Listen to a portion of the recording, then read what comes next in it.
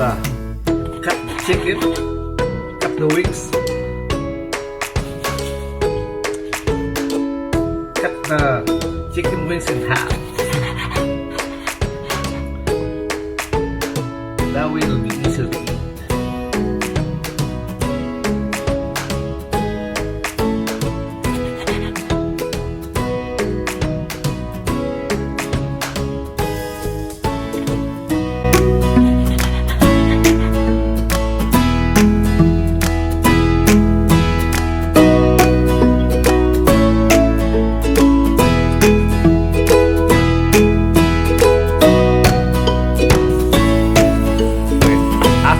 The chicken, you put it in a big pan and you wash it. You wash the chicken.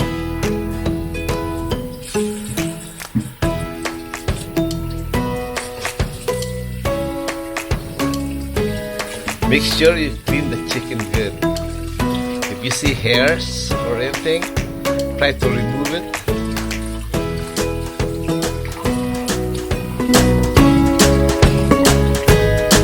Wash it around your sink.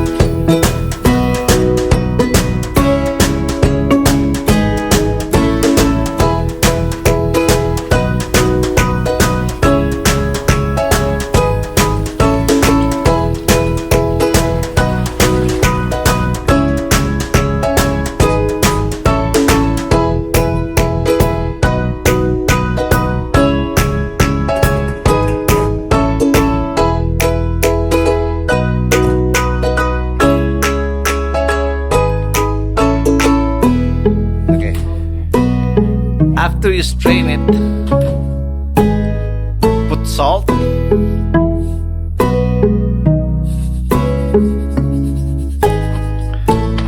and mix well with salt. Oop. One of the wings tried flying off. Oh, there's a hair.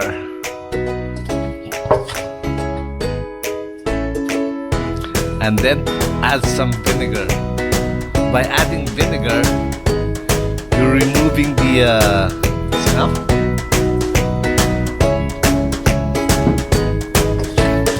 You're removing the smell of the chicken. You try to grab it.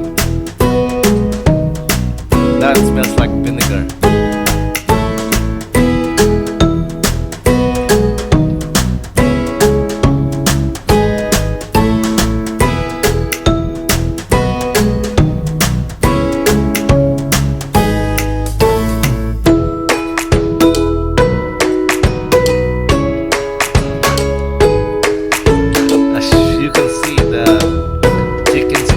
Washed in vinegar.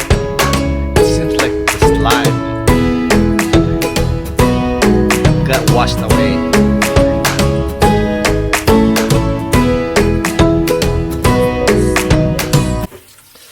Okay, so we finished washing it with the vinegar and salt. Now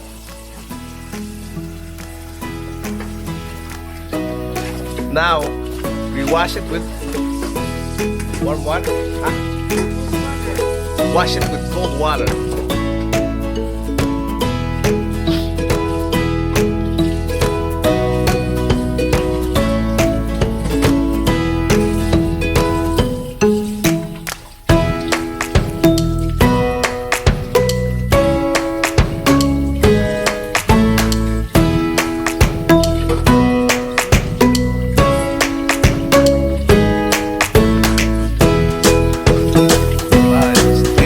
It's white.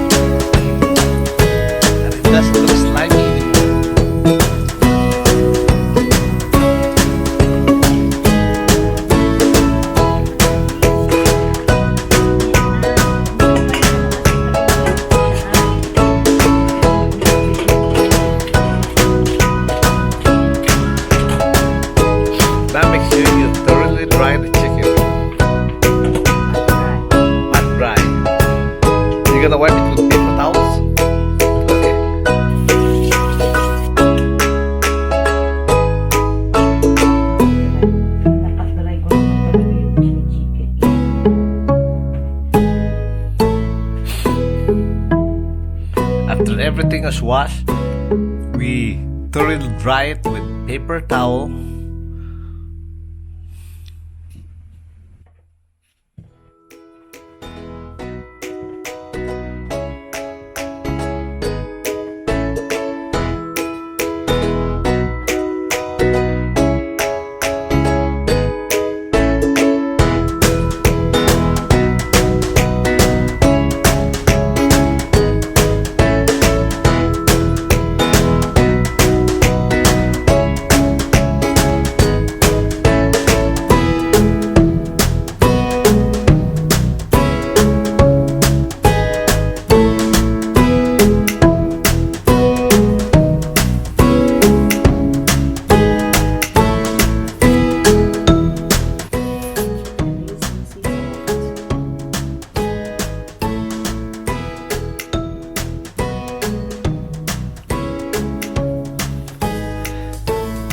Put a generous amount of sea salt on the chicken and mix it well.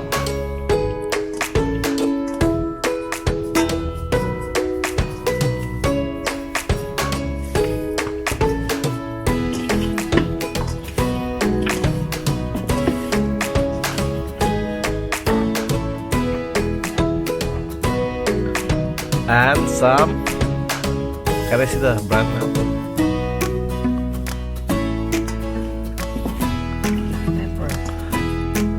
And some black pepper.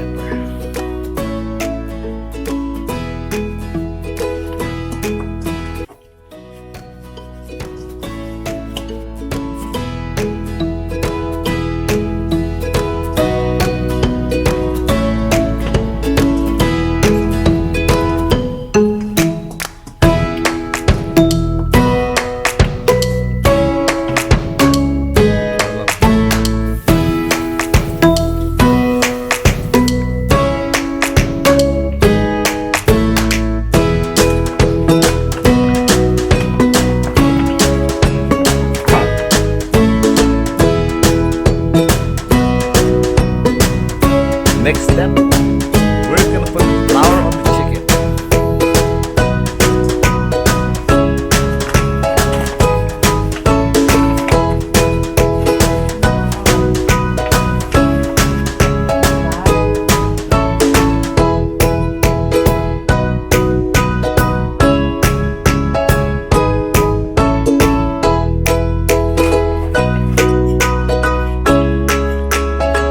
You thoroughly mix the flour and the cornstarch.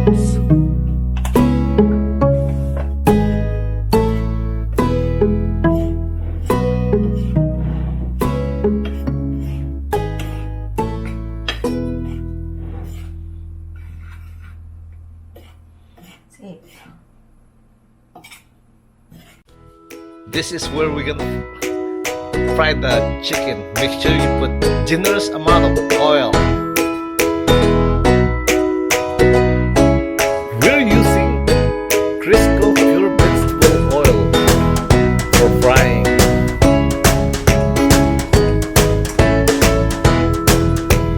So after you let it sit for 10 to 15 minutes, we dip it in flour.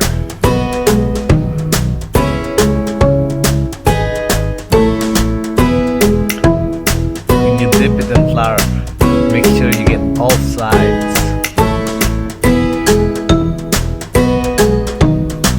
We're ready for frying.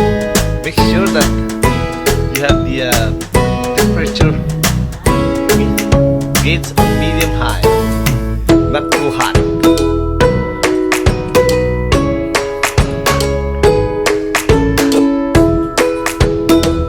Get rid of the excess flour. Put the chicken in the frying pan.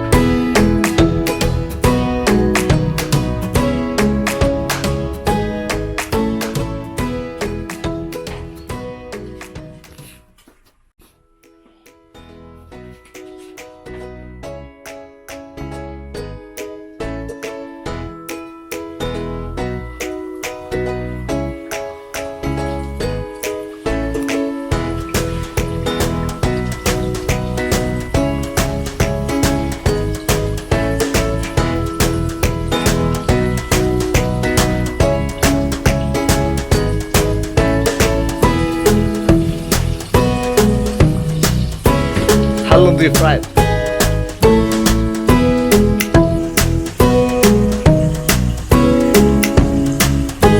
Okay, friends, it's almost done. A little bit more.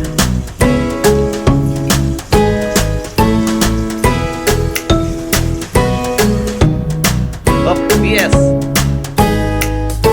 Some more.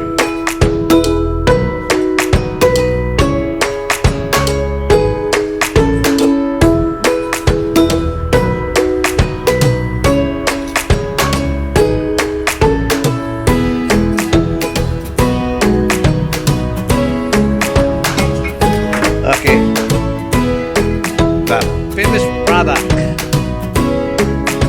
with the secret sauce, oranges, coffee.